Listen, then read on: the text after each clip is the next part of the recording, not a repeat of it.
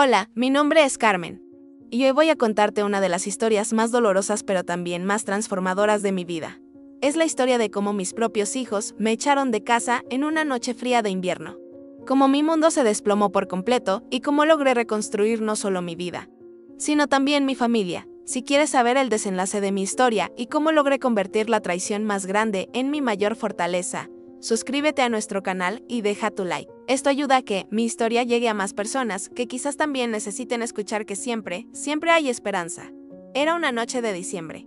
El viento golpeaba las ventanas de mi casa con una fuerza que parecía presagiar lo que estaba por venir. Había preparado la cena como todas las noches durante los últimos 30 años. El aroma del guiso llenaba la cocina, mezclándose con el olor a leña del hogar que había encendido para crear ese ambiente cálido que tanto amaba. A los 62 años, después de enviudar 5 años atrás, mi casa se había convertido en el refugio no solo para mí, sino para mis 3 hijos adultos que habían regresado a vivir conmigo tras sus propias crisis financieras y matrimoniales. Miguel, mi hijo mayor de 40 años, había perdido su trabajo en la constructora después de la crisis económica. Llevaba 2 años viviendo en el cuarto que había sido suyo durante la adolescencia, con sus 2 hijos pequeños, después de que su esposa lo dejara. Ana, mi hija de 38 años, había vuelto a casa después de su divorcio, trayendo consigo a mi nieta de 15 años. Y Roberto, el menor, de 35 años, nunca había logrado independizarse completamente, alternando entre trabajos temporales y largas temporadas de desempleo. Durante esos años, yo había sido su salvación. Con mi pensión de maestra jubilada y los ahorros que había guardado toda mi vida, había mantenido la casa funcionando. Pagaba los servicios, compraba la comida, cubría los gastos escolares de mis nietos, incluso les daba dinero para sus gastos personales. Me levantaba a las 6 de la mañana para preparar el desayuno para todos, lavaba su ropa, limpiaba sus habitaciones y por las noches cocinaba para una familia de 8 personas. Era agotador, pero pensaba que era mi deber como madre. Pensaba que era temporal, que pronto todos volverían a tener sus propias vidas. Pero esa noche de diciembre, mientras ponía la mesa para la cena, escuché voces en la sala. No eran las conversaciones usuales sobre el trabajo o los problemas cotidianos. Había algo diferente en el tono. Algo conspiratorio que me hizo detenerme con los platos en las manos. Miguel hablaba en voz baja, pero lo suficientemente alto como para que pudiera escuchar desde la cocina. Ya es hora de que tomemos una decisión, decía. No podemos seguir así. La casa está a su nombre, pero nosotros somos los que realmente vivimos aquí. Tenemos derechos. Ana respondió con una voz que no reconocí. Fría y calculadora, hablé con un abogado. Dice que, si demostramos que mamá ya no puede cuidar de sí misma, que está perdiendo la capacidad mental, podríamos conseguir la tutela de la casa y de sus finanzas. Se me cayeron los platos. El estruendo del cristal, rompiéndose contra el suelo, resonó por toda la casa, pero fue opacado por el sonido de mi corazón, rompiéndose en 1000 pedazos. Mis propios hijos. Los seres humanos que había llevado en mi vientre, que había alimentado, educado y cuidado durante décadas. Estaban planeando declararme incapaz para quedarse con todo lo que había construido en mi vida. Roberto añadió, además, ya no necesitamos que esté aquí controlando todo lo que hacemos. Somos adultos, con la pensión y los ahorros que tiene. Podríamos mantener la casa perfectamente y ella podría irse a un lugar donde la cuiden mejor, un lugar donde me cuidaran mejor. Las palabras se clavaron en mi pecho como dagas.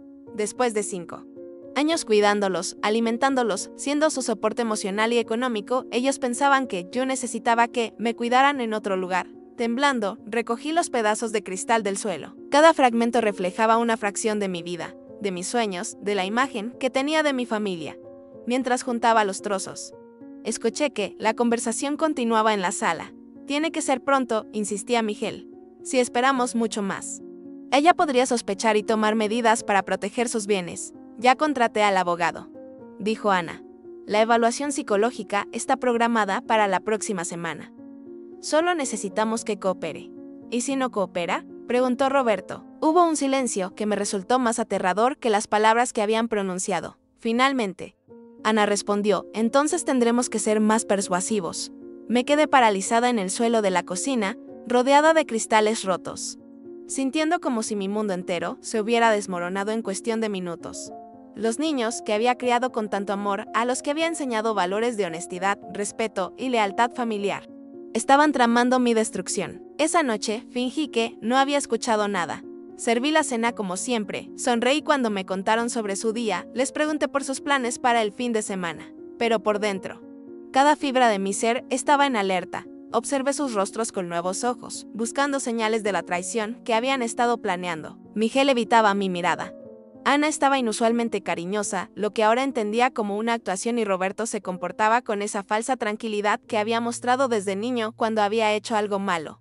Durante los días siguientes, comencé a notar cosas que antes había pasado por alto. Cómo Ana revisaba mis papeles cuando pensaba que no estaba mirando. Cómo Miguel hacía llamadas telefónicas susurrosas que terminaban abruptamente cuando yo entraba a la habitación. Como Roberto había empezado a tratar a mis nietos de manera diferente. Como si ya fuera el nuevo jefe de la familia. Pero lo que más me dolía era ver cómo habían involucrado a los niños en su plan. Mi nieta de 15 años, quien siempre había sido mi confidente, ahora me miraba con una mezcla de lástima e incomodidad. Los pequeños de Miguel, de 8 y 10 años, habían empezado a hacerme preguntas extrañas. Abuela, ¿te sientes mal de la cabeza? O papá dice que los abuelos a veces se olvidan de las cosas. ¿Tú te olvidas? Una semana después de descubrir su plan, Ana se acercó a mí con una sonrisa que ahora reconocía como completamente falsa. Mamá, me dijo, hemos estado pensando que tal vez necesitas ir al médico para un chequeo general. Ya tienes 62 años y es importante cuidar tu salud. Le dije que me sentía perfectamente bien, pero ella insistió, es solo por precaución. Ya saqué la cita para mañana. Miguel te va a acompañar. Esa noche no pude dormir. Sabía que la cita médica era en realidad la evaluación psicológica de la que había hablado Ana. Sabía que iban a tratar de demostrar que no estaba en condiciones de manejar mi propia vida. Me quedé despierta hasta el amanecer, mirando por la ventana de mi habitación el jardín que había cultivado durante 30 años, preguntándome si sería la última vez que lo vería como mío. A la mañana siguiente, cancelé la cita. Les dije que no me sentía bien y que prefería posponerla. Miguel se mostró frustrado, pero Ana mantuvo su fachada de preocupación materna. Mamá, esto es exactamente por lo que necesitas ir al médico, me dijo. Estos cambios de humor no son normales. Cambios de humor. Así llamaban a mi instinto de supervivencia. Esa tarde, mientras todos estaban fuera, comencé a mover mis documentos importantes. Los papeles de la casa. Mis estados de cuenta bancarios. Mi testamento, todo lo guardé en una caja de seguridad en el banco. También retiré una cantidad considerable de dinero en efectivo y lo escondí en lugares que solo yo conocía. 2 días después, Ana llegó con documentos en la mano. Mamá, me dijo, sentándose a mi lado en el sofá con esa sonrisa ensayada, hemos estado hablando. Y creemos que sería bueno hacer algunos cambios para protegerte mejor. Los documentos eran poderes notariales. Querían que les diera el control total sobre mis finanzas y propiedades. Temporalmente, según decían, solo hasta que te sientas mejor para manejar estas responsabilidades complicadas. No voy a firmar nada, les dije. La sonrisa de Ana desapareció inmediatamente. Miguel, que hasta entonces había permanecido callado, se levantó del sillón.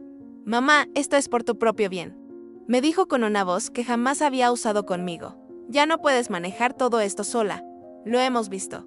Te olvidas de pagar las cuentas, dejas la estufa encendida. A veces no reconoces a las personas. Mentían. Yo había pagado todas las cuentas de esa casa durante los últimos 5 años. Jamás había dejado la estufa encendida. Y el único problema de reconocimiento que había tenido era no reconocer a mis propios hijos como las personas que creía que eran. Si no firmas voluntariamente, dijo Ana, vamos a tener que hacerlo por la vía legal. Y eso va a ser mucho más difícil para todos, especialmente para ti. Era una amenaza clara, Roberto, quien había permanecido callado durante toda la conversación, finalmente habló. Además, mamá, ya es hora de que pienses en mudarte a un lugar donde puedan cuidarte mejor. Hay residencias muy buenas para personas de tu edad. Ahí estaba. El plan completo al descubierto. No solo querían mi dinero y mi casa, también querían deshacerse de mí. Esta es mi casa, les dije, levantándome del sofá. La construí con tu padre, la pagué con mi trabajo y no voy a irme a ningún lado. Miguel se acercó a mí y por un momento sentí miedo físico de mi propio hijo. Mamá, vas a firmar estos documentos. De una manera u otra, vas a firmarlos. Fue en ese momento que me di cuenta de que había perdido completamente a mis hijos. Los seres humanos que estaban parados en mi sala no eran las personas que había criado. Eran extraños dispuestos a destruirme por dinero. Esa noche fingí haber cedido. Les dije que lo pensaría y que tal vez tenían razón. Preparé la cena como siempre. Pero por dentro estaba haciendo planes. Sabía que no podía confiar en ninguno de ellos y sabía que tenía que actuar rápido antes de que escalaran sus amenazas. Al día siguiente, mientras ellos estaban fuera, llamé a un abogado diferente al que había contratado Ana. Le conté toda la situación y me asesoró sobre mis opciones legales. También contacté a un investigador privado para que documentara el comportamiento de mis hijos. Pero esa noche, mi mundo se desplomó completamente. Llegué a casa, después de mis reuniones legales, para encontrar mis maletas empacadas en la entrada. Miguel, Ana y Roberto me estaban esperando en la sala con expresiones frías y decididas. «Su acabó, mamá», me dijo Ana, «ya hablamos con los servicios sociales. Les dijimos que tu comportamiento se ha vuelto errático y peligroso para ti y para los niños». Miguel agregó, «también reportamos que has estado escondiendo dinero y actuando de manera paranoica. El doctor con el que hablamos está de acuerdo en que necesitas evaluación inmediata». Mentían.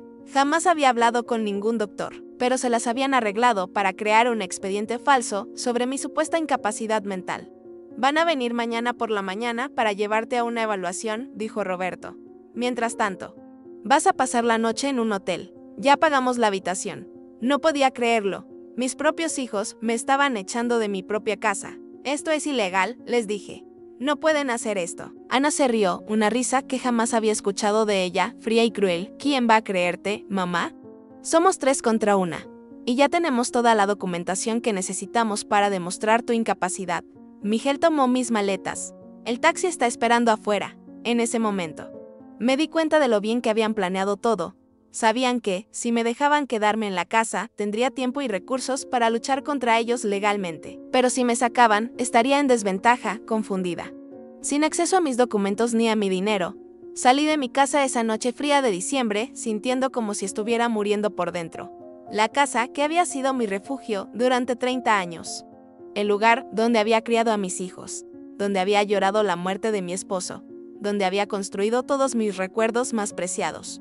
Ya no era mía. En el taxi, mientras veía alejarse las luces de mi casa, tomé una decisión: no me iba a dejar destruir. Había sobrevivido a la pobreza de mi infancia. Había construido una familia y una vida desde la nada. Había superado la pérdida de mi esposo. No iba a permitir que mis propios hijos me destruyeran.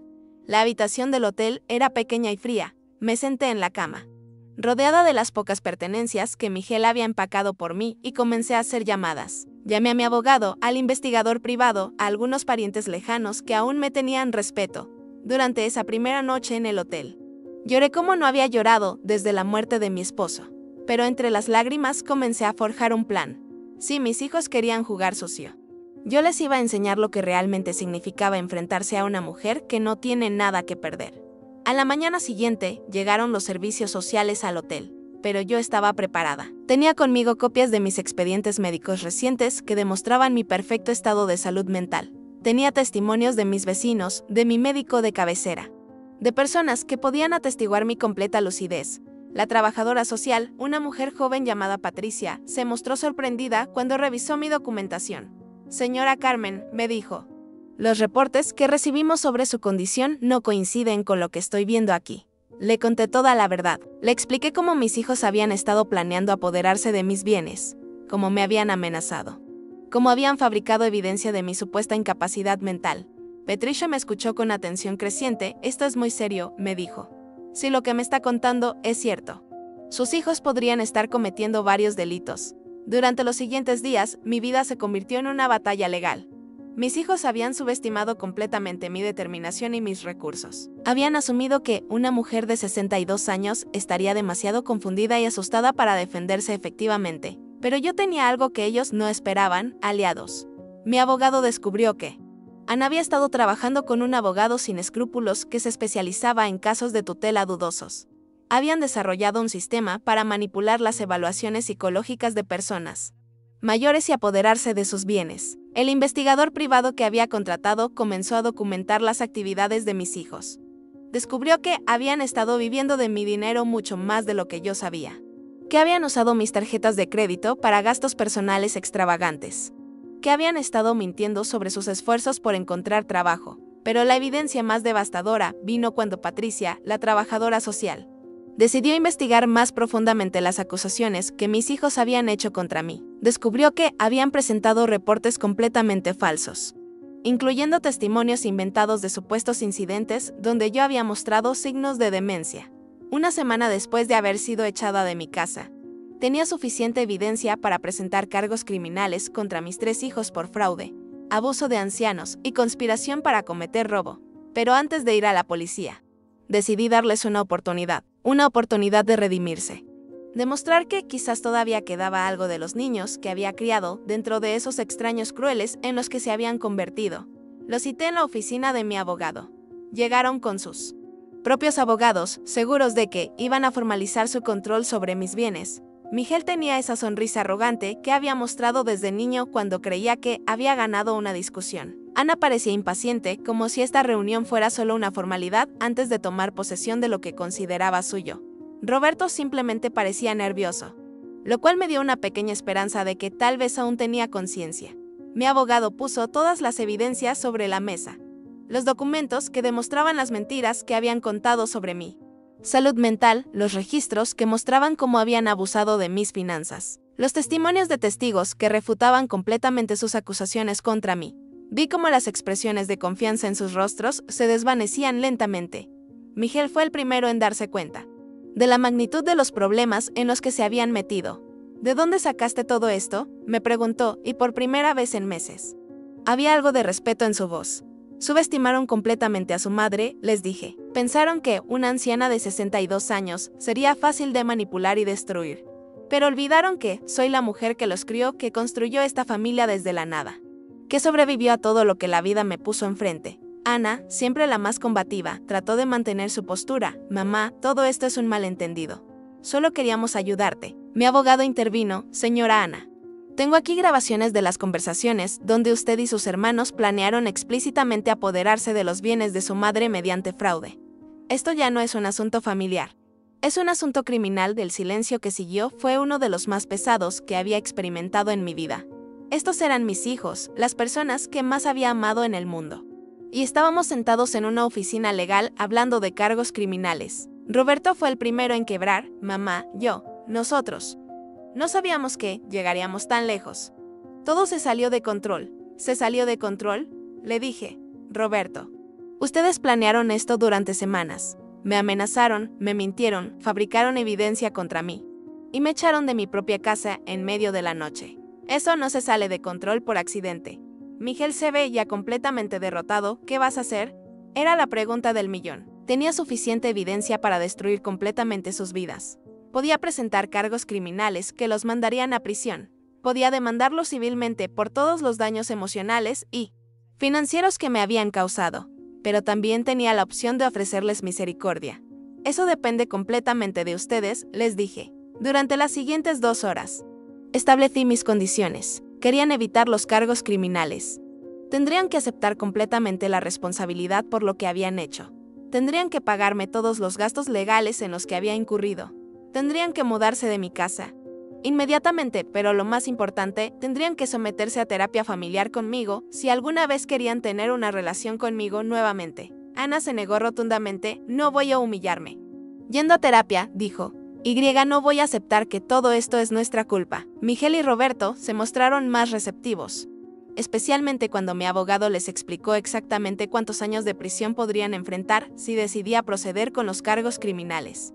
Esa fue la primera vez que vi a mis hijos realmente asustar por las consecuencias de sus acciones. Durante todos esos meses de planificación y manipulación, habían estado tan enfocados en lo que creían que iban a ganar que nunca consideraron realmente lo que podrían perder. La reunión terminó con Miguel y Roberto aceptando mis condiciones, mientras Ana salía furiosa de la oficina, gritando que ella nunca me había necesitado y que podía arreglárselas perfectamente sola.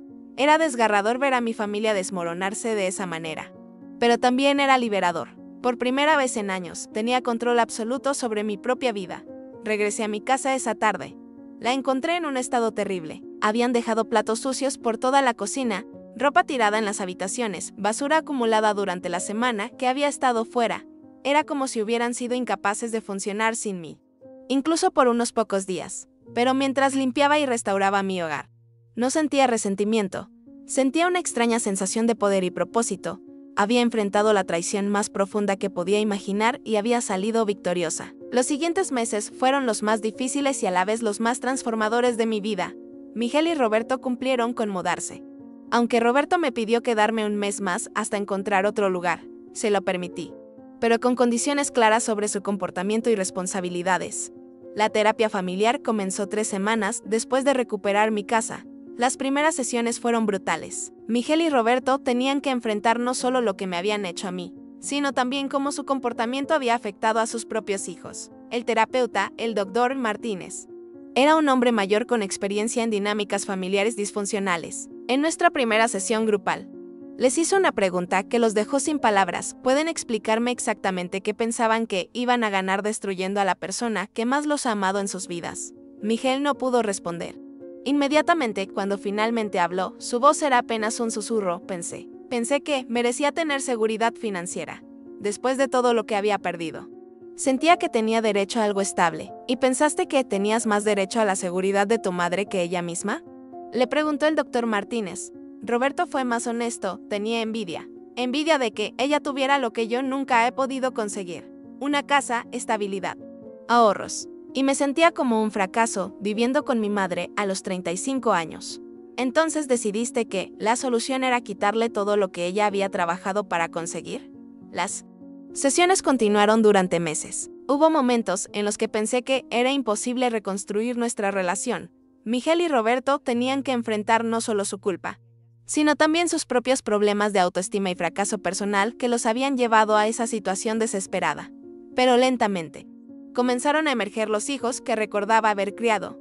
Miguel comenzó a trabajar seriamente en encontrar empleo, en lugar de simplemente fingir que estaba buscando trabajo. Roberto se inscribió en cursos de capacitación laboral y comenzó a ahorrar dinero para su propio departamento. Lo más importante era que ambos comenzaron a asumir la responsabilidad completa por el cuidado de sus propios hijos, en lugar de depender de mí para todo. Ana, por otro lado, mantuvo su posición de que ella no había hecho nada malo. Durante 6 meses, no tuvimos ningún contacto. Supe por Miguel que estaba teniendo dificultades financieras serias, que había perdido su trabajo, y que su ex esposo estaba peleando por la custodia de mi nieta porque Ana no podía proveer un ambiente estable. Pero mi corazón seguía roto por ella. A pesar de todo lo que me había hecho, seguía siendo mi hija. El momento decisivo llegó cuando Ana apareció en mi puerta una noche de lluvia, 7 meses después de nuestra ruptura. Estaba empapada, llorando, y parecía haber envejecido años en esos pocos meses.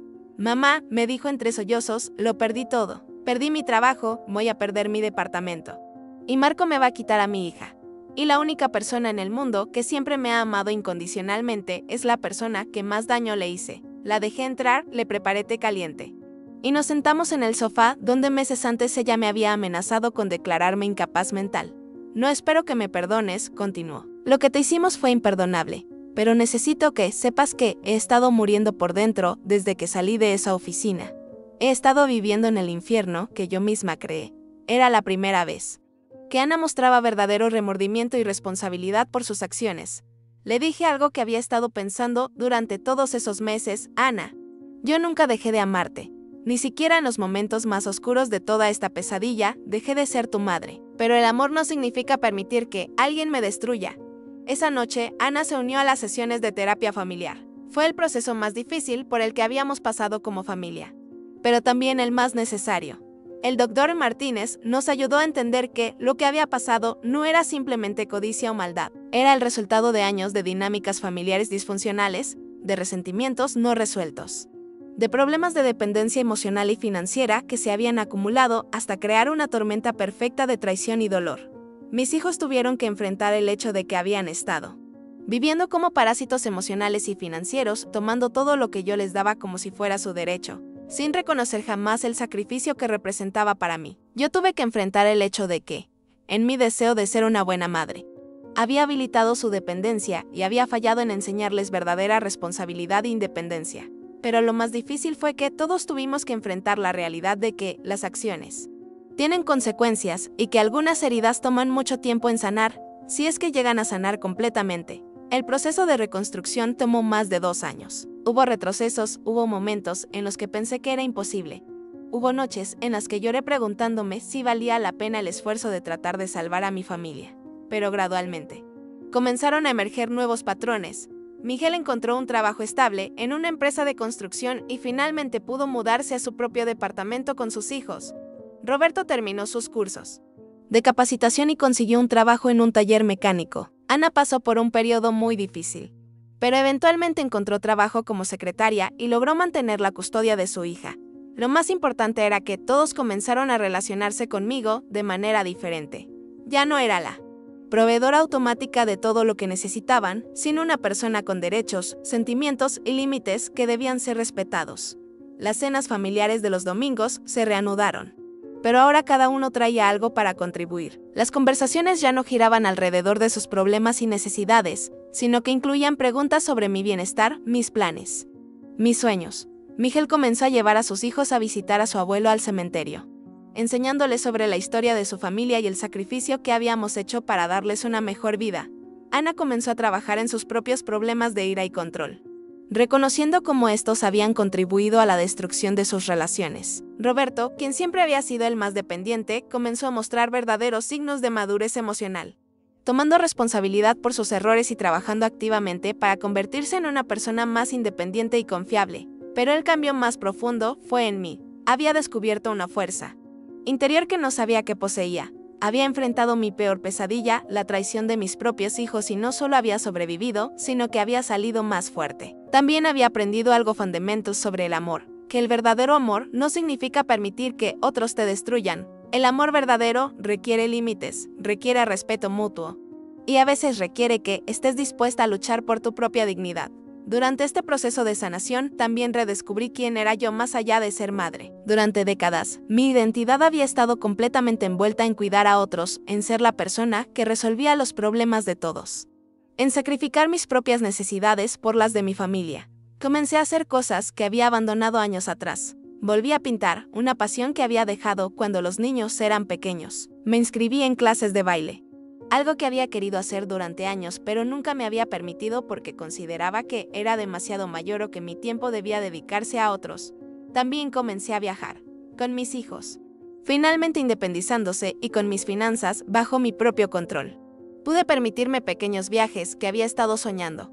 Visité lugares que mi esposo y yo habíamos planeado conocer juntos, pero nunca habíamos podido costear. En uno de esos viajes, a la ciudad de Puebla, conocí a Eduardo.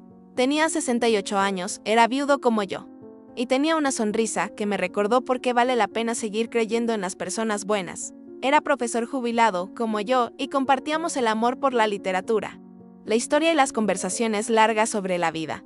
Al principio me resistí a la idea de una nueva relación. Después de todo lo que había pasado con mis hijos, mi capacidad de confiar en las personas estaba profundamente dañada. Pero Eduardo era paciente, gentil, y nunca presionó por más de lo que yo estaba dispuesta a dar. Nuestra amistad se desarrolló lentamente durante varios meses. Él venía a visitarme los fines de semana. Conoció a mis hijos durante una de las cenas dominicales y gradualmente se convirtió en una presencia constante y reconfortante en mi vida. Cuando finalmente le conté toda la historia de lo que había pasado con mis hijos, esperaba ver horror o lástima en sus ojos. En cambio, vi admiración. Carmen, me dijo, no conozco a muchas personas que hubieran tenido la fuerza para hacer lo que tú hiciste. No solo defenderte a ti misma, sino encontrar la manera de salvar a tu familia en el proceso. Era la primera vez que alguien enmarcaba mi experiencia no como una tragedia que había superado, sino como un acto de coraje y amor que había demostrado mi carácter extraordinario. La relación con Eduardo se desarrolló a su propio ritmo natural. No había prisa, no había presión, no había drama. Solo dos personas maduras que habían vivido lo suficiente para saber qué era realmente importante en la vida. Compañía honesta, respeto mutuo, y la libertad de ser auténtico sin temor al juicio. Mis hijos inicialmente se mostraron escépticos sobre Eduardo. Después de todo lo que había pasado, creo que tenían miedo de que alguien más tratara de aprovecharse de mí, pero gradualmente, al ver cómo me trataba con respeto y cariño genuino, comenzaron a aceptarlo e incluso a apreciarlo. Eduardo nunca trató de reemplazar a su padre en sus vidas, ni tampoco trató de insertarse en nuestras dinámicas familiares. Simplemente era una presencia positiva que agregaba alegría y estabilidad a mi vida. 2 años después de recuperar mi casa y 1 año después de conocer a Eduardo, tomé una decisión importante. Decidí escribir mi testamento de una manera completamente nueva, en lugar de simplemente dejar todo a mis hijos como había planeado originalmente. Establecí un fideicomiso que aseguraba que tendrían seguridad financiera, pero que también protegía mis bienes de cualquier mal manejo futuro. También incluí disposiciones claras sobre mis deseos en caso de enfermedad o incapacidad, con Eduardo y mi abogado como fideicomisarios independientes para asegurar que mis derechos fueran respetados. Pero lo más importante, incluí cartas personales para cada uno de mis hijos y nietos, explicando no solo mis decisiones financieras, sino también las lecciones que esperaba que hubieran aprendido de toda nuestra experiencia. En la carta para Miguel escribí: hijo, espero que hayas aprendido que la verdadera seguridad no viene de tomar lo que pertenece a otros, sino de construir tu propia fuerza y carácter. Eres capaz de mucho más de lo que tú mismo crees, pero tienes que estar dispuesto a hacer el trabajo. Para Ana, hija querida. Tu inteligencia y determinación son dones extraordinarios, pero solo pueden llevarte hacia la felicidad cuando los usas para construir, no para destruir. El poder real no viene de controlar a otros, sino de tener control sobre ti misma. Para Roberto, mi niño, siempre has tenido un corazón gentil. Pero confundiste la gentileza con la pasividad. Aprendiste que puedes ser bondadoso y fuerte al mismo tiempo, responsable y amoroso, independiente y conectado con tu familia. 3 años después de esa noche terrible en diciembre, cuando mis hijos me echaron de casa, nos reunimos para celebrar mi cumpleaños número 65. Era una celebración muy diferente a las que habíamos tenido en el pasado. Miguel trajo a sus hijos, quienes ahora me veían no solo como la abuela que había estado ahí para todo lo que necesitaran, sino como una mujer fuerte que había luchado por su dignidad y había ganado. Ana vino con mi nieta, quien ahora tenía 18 años y había decidido estudiar Derecho, inspirada, según me dijo, por la manera en que yo había manejado mi crisis legal. Roberto llegó con su nueva novia, una mujer trabajadora e independiente que lo había ayudado a seguir creciendo como persona. Eduardo también estaba ahí. No como un intruso en nuestra reunión familiar, sino como alguien que genuinamente se había ganado un lugar en nuestras vidas. Durante la cena, Ana se levantó para hacer un brindis. Sus ojos se llenaron de lágrimas cuando comenzó a hablar. Mamá, hace 3 años hicimos algo imperdonable. Te traicionamos de la manera más cruel posible, y tú tenías todo el derecho de destruir nuestras vidas como nosotros tratamos de destruir la tuya. Pero en lugar de eso, nos diste algo que no merecíamos, la oportunidad de convertirnos en mejores personas. Miguel continuó: nos enseñaste que el perdón no significa ser débil o permitir que otros te lastimen. Nos enseñaste que se puede perdonar manteniendo límites, que se puede amar sin sacrificar tu propia dignidad. Roberto agregó: pero más que nada, nos enseñaste que nunca es demasiado tarde para cambiar, para crecer, para convertirse en la persona que realmente quieres ser. Mientras escuchaba a mis hijos hablar, sentí una mezcla de emociones que era imposible de describir. Había dolor por todo lo que habíamos pasado, pero también había una profunda satisfacción por ver en qué se habían convertido. No eran las mismas personas que me habían traicionado 3 años atrás. Habían hecho el trabajo difícil de enfrentar sus propios demonios, de asumir responsabilidad por sus acciones, de reconstruir su carácter desde los cimientos. Y yo tampoco era la misma persona. Ya no era la madre que sacrificaba todo por sus hijos sin esperar nada a cambio. Era una mujer completa, con sus propios sueños, límites y relaciones. Era alguien que había aprendido que el amor propio no es egoísmo, sino la base sobre la cual se pueden construir todas las otras relaciones saludables. Esa noche, después de que todos se fueron, Eduardo y yo nos sentamos en el jardín que había cultivado durante tantos años. Las flores que había plantado después de recuperar mi casa estaban en plena floración, creando un espectáculo de colores que simbolizaba perfectamente la nueva vida que había construido. ¿Alguna vez te arrepientes de haber luchado tan duro por salvar tu relación con ellos?, me preguntó Eduardo.